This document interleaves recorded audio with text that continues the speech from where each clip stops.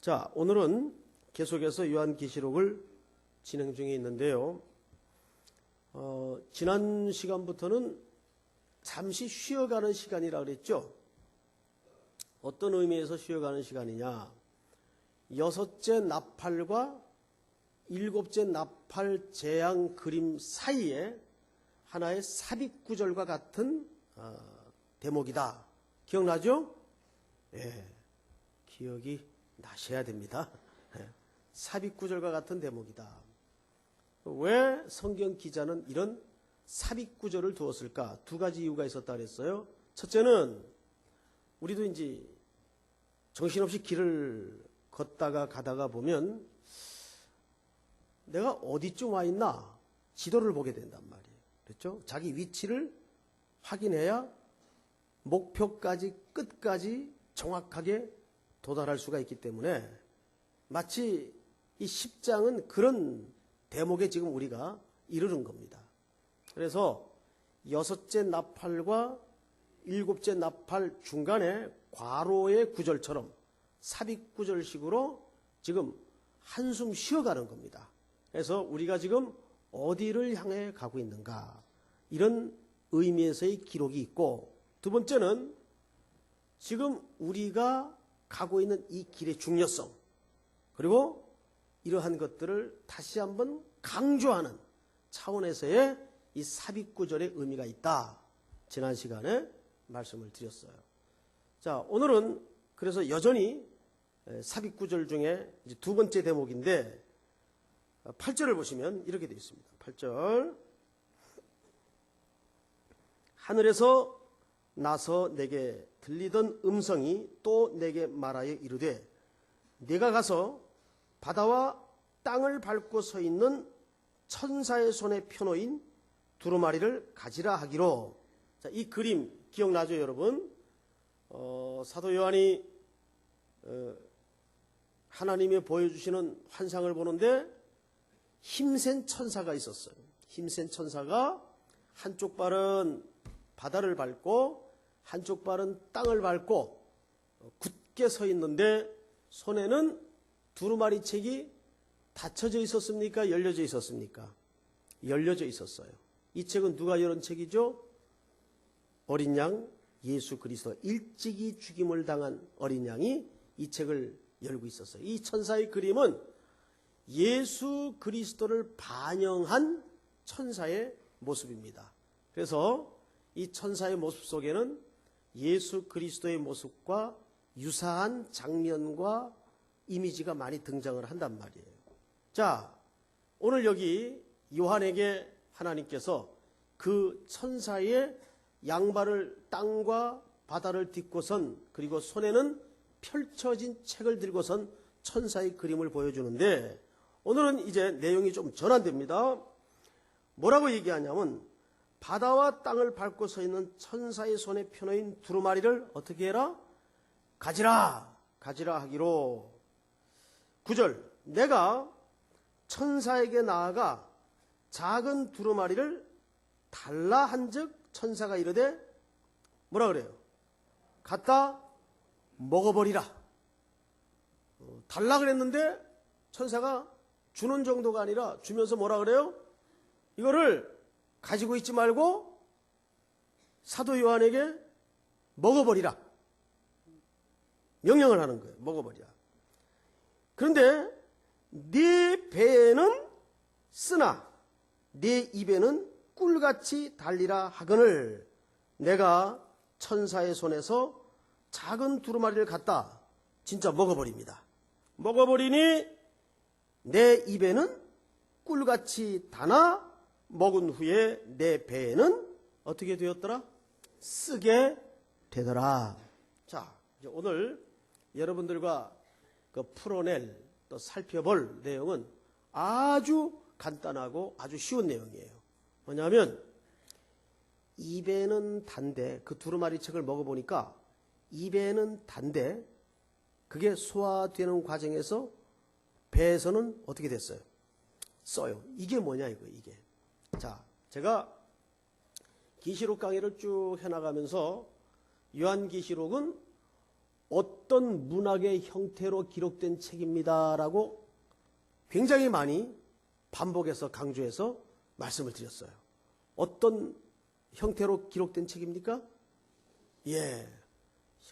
우리 성도들 입에서 묵시문학의 단어가 등장하는 건 이건 보통 수준이 아닙니다. 보통 수준. 잘 몰라요. 묵시문학이 뭔지. 소설책 이름인지 뭔지 잘 몰라요, 사람. 묵시문학의 형태로 기록이 된 책이에요. 그래서 이 요한계시록에 이 보여지는 장면과 그림들은 매우 함축된 의미를 갖고 있어요. 그래서 요거를 잘못 해석하다 보면 자기 마음대로 해석을 할 수가 있어요. 그래서 반드시 그 위험을 방지하기 위해서 필요한 것이 뭐냐 하면 성경에서 어느 책을 뒷받침하고 있는가, 이 그림이 어떤 배경의 책을 인용한 그림인가. 반드시 제일 안전한 해석은 뭐냐 하면 성경책을 읽다가 느낌이 온다 이래가지고 자기가 막 되도 않는 소리로 막 이건 이렇고 저건 저렇고 해석을 하면 이제 3단 4단이 나오는 겁니다. 그래서 제일 안전한 방법은 성경은 성경으로 풀어야 된다. 이게 제일 안전한 방법입니다. 그래서 이 요한에게 보여진 오늘 이 그림이 묵시문학의 형태로 쓰여진 내용인데, 묵시문학의 대표적인 구약성경이 에스겔서입니다. 그래서 에스겔서를 한번 찾아보는 거예요. 에스겔서는 쪽수로는, 쪽수가 뭐예요? 쪽수가 사실 1158페이지 1151페이지.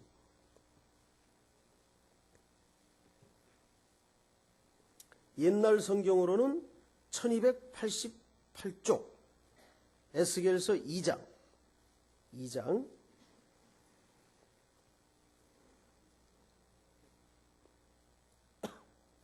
찾으셨죠? 네, 천천히 찾으세요. 천천히. 자, 이제 1절부터 저하고 한 절씩 교차해서 읽읍시다. 제가 먼저 읽습니다. 그가 내게 이르시되, 하나님이 에스겔에게 이르렀다 그 말이에요.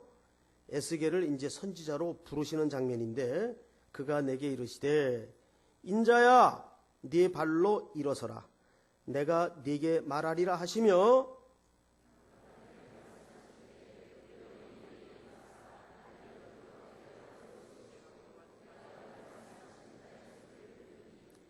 내게 이르시되, 인자야 내가 너를 이스라엘 자손 곧 패역한 백성 나를 배반하는 자에게 보내노라. 그들과 그 조상들이 내게 범죄하여 오늘까지 이르렀나니.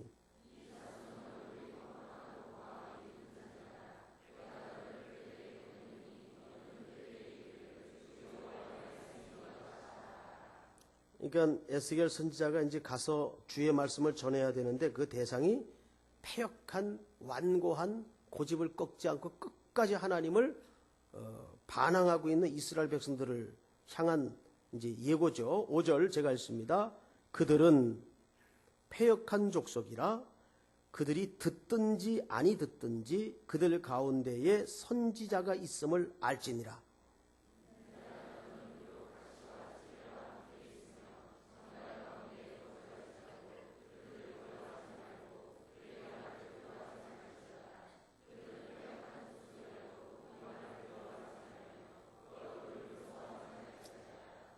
이제 가서 전해야 되는 백성들의 상태가 만만치 않다, 그 말을 예고하고 있죠.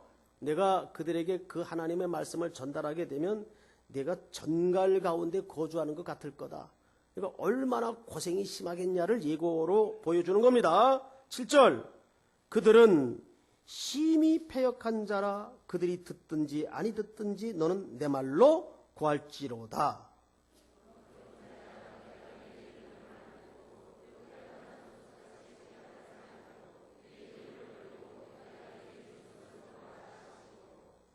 자, 네 입을 벌리고 내가 네게 주는 것을 뭐하라 하셨어요?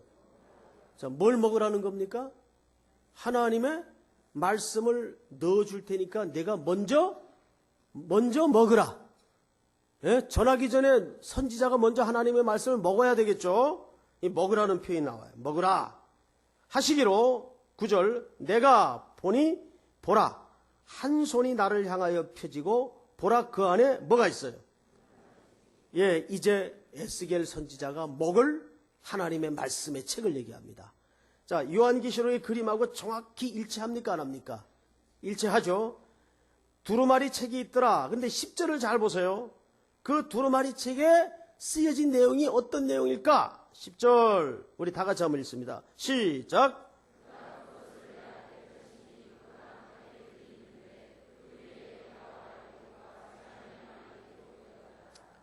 자, 그 두루마리 책의 내용이 단 말씀이에요? 쓴 말씀이에요? 쓴 말씀이에요. 내용이 쓴 내용으로 기록이 되어 있어요. 자, 3장을 제가 좀 읽겠습니다. 또 그가 내게 이르시되 인자야 너는 발견한 것을 어떻게 해요? 먹으라.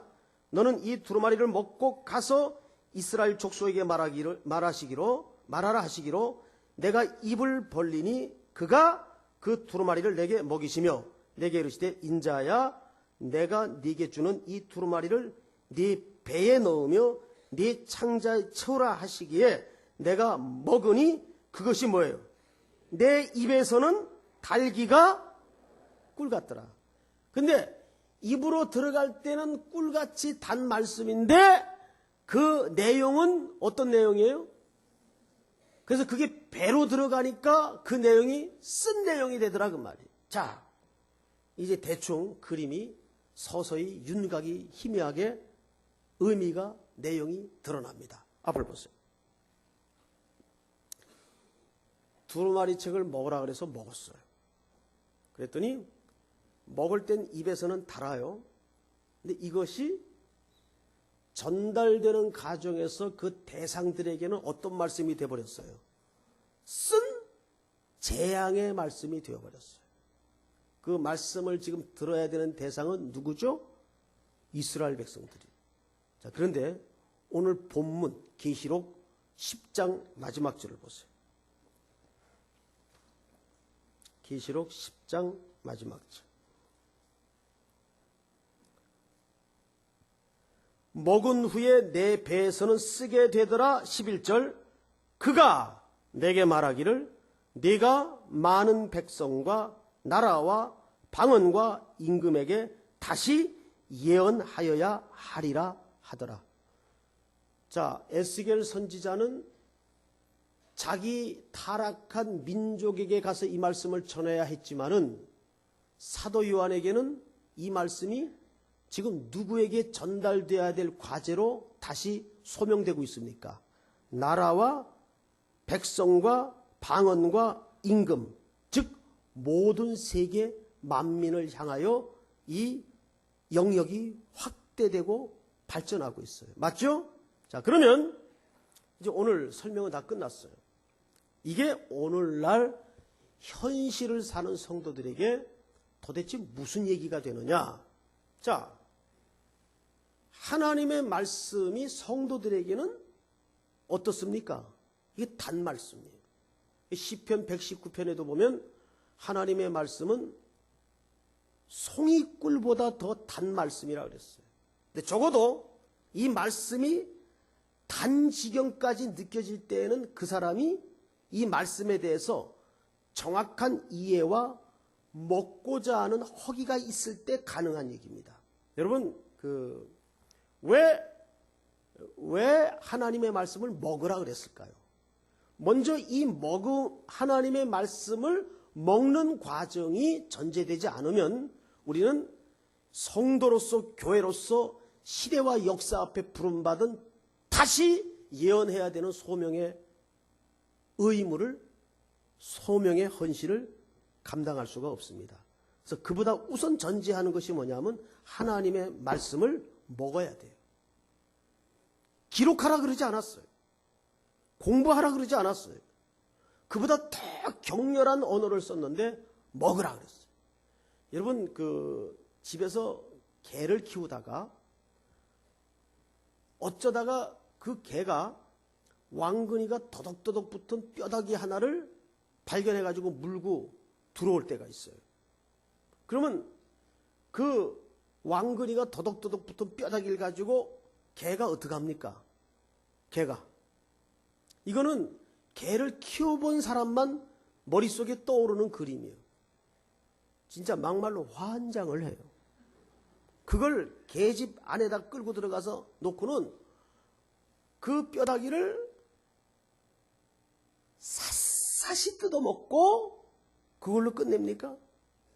뼈다귀를 또 어떻게 해요? 그걸 가지고 한참 굴리고 핥아요. 그래서 나중에 보면 완전히 깨끗하게 핥아서 다 뜯어먹었어요. 우리가 그 시편 1편에 보면 복 있는 사람은 주야로 여호와의 율법을 어떻게 하는 자로다? 묵상하는 자로다. 그 묵상이라는 말을 영어 성경에 보면 meditate 또는 meditation 이렇게 영어로 번역을 해놨어요. 그런데 영어 번역이 썩 그렇게 적합한 번역은 아닙니다. 원래 히브리 말의 하가라는 이 묵상이라는 말은 영어로 표현할 명상이라는 단어와는 조금 거리가 있어요. 그래서 우리가 묵상이라는 말을 딱 볼 때는 우리 동양적 사고방식으로 명상 정도로 이해를 할 수가 있어요. 여기서 말하는 것은, 성경에서 말하는 것은 명상이 아닙니다. 제가 이제 모 교회에서 대학생들을 한 5년 가르칠 때인데, 그 중에 이제 두 녀석이 이상한 데 빠져가지고 며칠 집을 안 들어온다고 엄마가 걱정이 돼서 저한테 연락을 했어요. 한 녀석은 요 가까운 학교에 다니던 녀석인데, 한 녀석은 재수를 하는 녀석이고, 그래서 이제 주소지를 받아 보니까는 요 서울 근교에 있는 그 과거에 유명했던 기도원에 그 사람을 따라 들어가서 거기 이제 먹고 자고 있는 거예요. 그래서 갔지요. 갔더니 반백의 머리를 길게 기른 한복을 입은 도사 같은 사람 하나가 그 입구에 텐마루 같은 데 앉아 있더라고요. 그래서 인사를 드리고 이래저래 해서 누구누구를 찾아왔다 그러니까 당신이 누구냐요? 난 그 학생들을 지도하는 암흑의 전도사입니다. 저를 이렇게 보더니 혹시 선생님도 명상에 관심이 있냐요? 그래서 이제 관계를 좀 부드럽게 하는 게 좋겠다 싶어서 관심이 있다 그랬어요. 관심이 있다고. 따라 들어오래요. 따라 들어갔더니 조그만 방인데 그 앉으라 그럽디다. 분위기도 좀 이상해요. 그 두 녀석은 보이지도 않고 눈을 감으래요. 눈을 감았죠. 앉은 채로. 저도 별짓을 다 해봤어요. 눈을 감고 앉아가지고 있는데 이 양반이 눈앞에 둥근 해를 떠올리랍니다. 그리고 그 해가 눈앞에 둥글게 둥실 떠오를 때까지 눈을 감고 계속 해를 집중하래요. 근데 해가 떠올라야 집중을 하죠. 한참 눈을 감고 있으니까 해가 보입니까? 그래요. 안 보이는데요. 눈을 질끈 그렇게 오랫동안 시간을 두고 감고 있으니까 별만 왔다 갔다 하지 해는 무슨 해가 떠올라요. 그러니까 그런 명상 운동의 모든 끝이 소위 뉴에이지 운동인데 인간이 자기 마인드 컨트롤을 통해서 신적인 존재가 될 수 있다는 아주 나쁜 사악한 이론이 그 속에 깔려 있어요. 근데 이 청년 때는 복음의 기초가 약하니까 그런 데 홀딱 빠져가지고 그게 이제 유사 기독교, 뭐 기독교 용어를 쓰고 하니까는 우리가 일반적으로 믿는 기독교보다 조금 더 심화된 어떤 기독교인가 보다 하고 착각들을 해가지고 그런데 빠지는 거예요, 청년들이. 그래서 교보문고 같은데 이런 데 가보면 웬 이상한 애들이 돌아다니면서 꼭 이 배낭 같은 걸 메고 돌아다니면서 뭐에 관심이 있습니까? 이렇게 묻는 사람들 가끔 있죠. 전부 그런 부류들이에요. 자, 성경에서 말하는 묵상은 여러분 그런 우리가 이해하는 그 오리엔탈리즘, 동양적 사고방식에 근거한 그런 명상이 아니라 이거는 굉장히 격렬한 단어예요. 어느 정도 격렬한 단어인가 하면 히브리 말에 그 묵상이라고 표현해 하가라는 단어는 들짐승이 배가 고파요. 잠을 이루지 못하죠. 온 밤을 하얗게 새우면서 으르렁 거리면서 들녘을 먹이를 찾아 헤매이는 모습을 얘기합니다. 그러다가 밤 한 경점쯤 딱 먹이를 포착했을 때 그 먹이를 이제 소처럼 먹고 소는 뭘 합니까? 반추, 되새김질을 해요. 맷돌 같은 넓적한 이빨에다가 다시 올려놓고 우물우물 갑니다. 그리고 다시 삼키고 또 갈고. 그래서 그 갈아지는 과정을 통해서 소화를 통해 그게 혈관을 흐르고 영양분이 되어서 세포를 만들어내고 뼈를 만들어내고 사람을 키웁니다. 그러니까 하가라는 묵상의 단어는 두 가지 개념이 엎어진 거예요. 배가 고픈 들짐승이 허기가 져서 잠을 이루지 못해요. 그래가지고 밤을 하얗게 새우며 으르렁 거리면서 들녘을 헤매는 모습을 한번 연상을 해보세요. 여러분, 막 학교 갔던 애가 배가 쫄쫄 고파가지고 집에 딱 들어서는데 엄마가 상추에다가 삼겹살에다가 된장에다가 막 꽁치 구워서 이렇게 딱 한 상 차려주면은 애가 어떻게 먹습니까? 거의 먹는 게 아니라 그냥 쏟아 부어요. 에? 그리고 거기다가 맛있는 게장까지 어쩌다 있는 날은 게장을 어떻게 해서 먹습니까?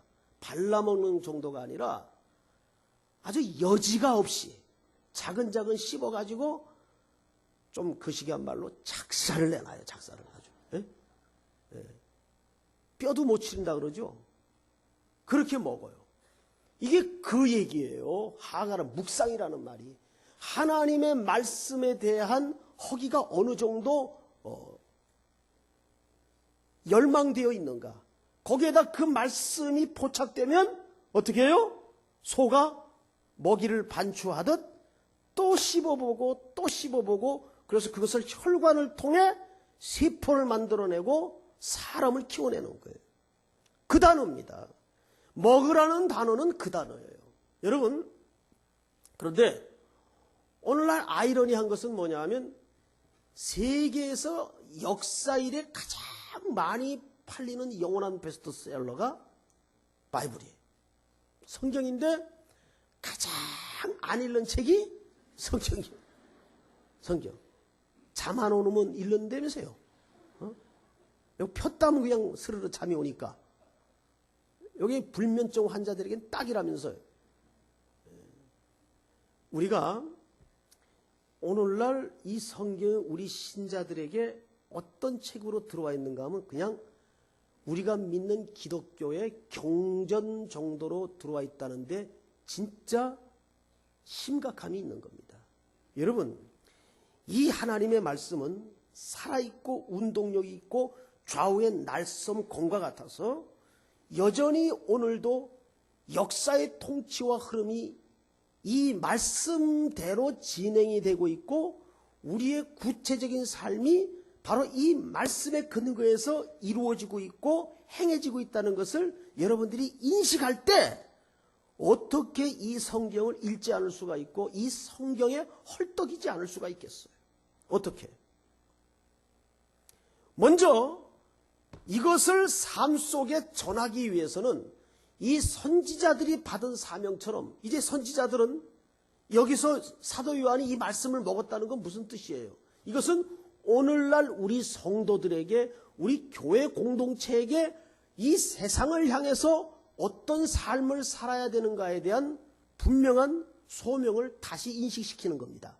그래서 11절에 보면 네가 많은 백성과 나라와 방언과 임금에게 다시 예언하여야 하리라.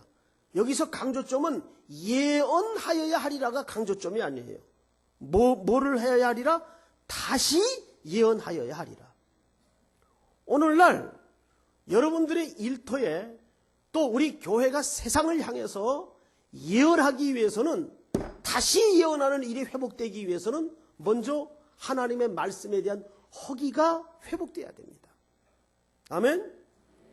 이 말씀이 내 속에 부어지지 않고는 우리가 이 다시 예언하는 사명과 은혜를 감당할 수가 없어요. 자, 그런데 이 말씀이 그렇게 먹어져서 내 삶을 통해, 손발을 통해 내가 사는 삶의 현장에 구현되고 구체화될 때 그 현장에서는 이 말씀이 어떻게 여겨집니까? 왕따가 되고 소외가 되고 불이익이 되고 손해가 돼요. 맞아요? 틀려요? 맞는단 말이에요. 그게 뭐예요? 그게 배에서는 쓰게 된다는 뜻입니다. 이해가 됩니까, 여러분? 이 말씀이 내 입으로 들어갈 땐 달아요. 단데 이 말씀이 내 구체적인 삶을 통해 구현되고 행해지고 적용되고 이루어질 때는 반대에 부딪히고 왕따가 되고 손해가 되고 불이익이 되고 오해가 되고 조롱이 되고 멸시가 된단 말이에요. 백성들이 하나님의 말씀을 그렇게 취급했던 것처럼. 자, 그 상태가 뭐예요? 말씀이 쓰게 되는 상태입니다. 정갈 속에 앉아있는 모습 같은 그림을 보여주는 거예요.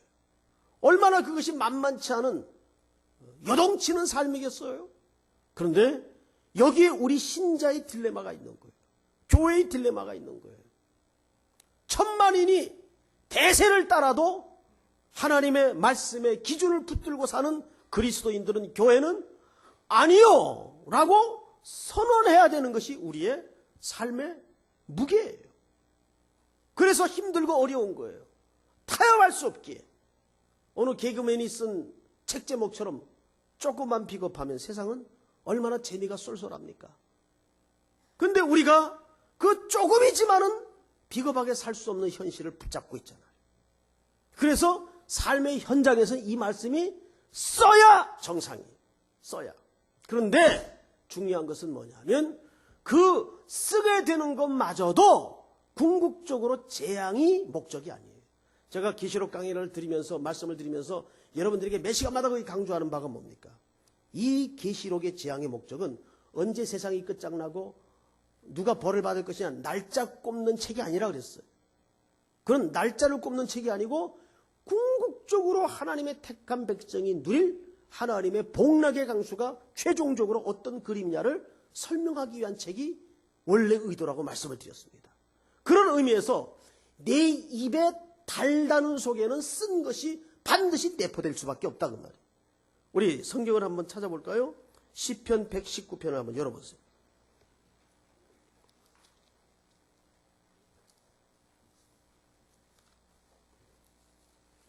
(119편) 71절을 보세요.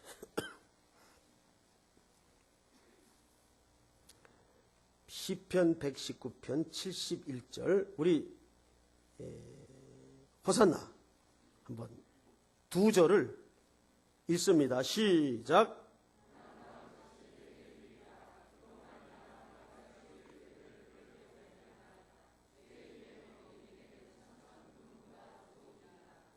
천천 금은보다 좋으니라. 이 결론의 인생이 고백이 터지기까지 앞에 뭐가 있었어요? 고난당한 것이 내게 유익이라. 쓴 삶의 현장이 있었다고 말이에요. 아멘? 자, 50절 보세요. 50절. 우리 성도들 다 같이 시작.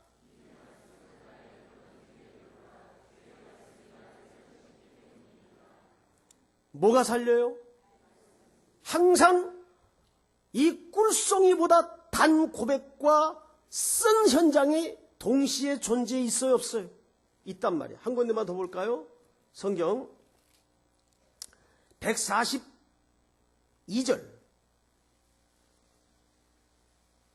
우리 한번 다 같이 읽습니다. 시작. 주의 의는 영원한 의요 주의 율법은 진리로소이다.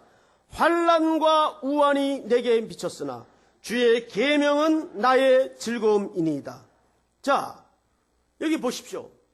환난과 우환이 내게 미쳤지만 주의 계명은 나의 즐거움이니이다. 뭘 얘기하는 겁니까? 단 거 속에 뭐가 포함되어 있어요? 쓴 것이 포함되어 있어요. 하나님의 말씀이 달아지기까지는 늘 쓴 삶의 현장이 동반될 수밖에 없다는 것을 우리는 인식해야 됩니다. 그것이 오늘 우리가 다시 하나님의 말씀을 회복하여 삶의 현장으로 나아가야 되는 오늘 개인적 소명이고 교회적 소명이고 시대적 소명이고 과제입니다. 오늘도 이 최종적 승리의 말씀을 붙잡고 여러분들의 삶의 현장에 이것이 그대로 실현되어지고 녹아지는 승리가 있기를 축복합니다.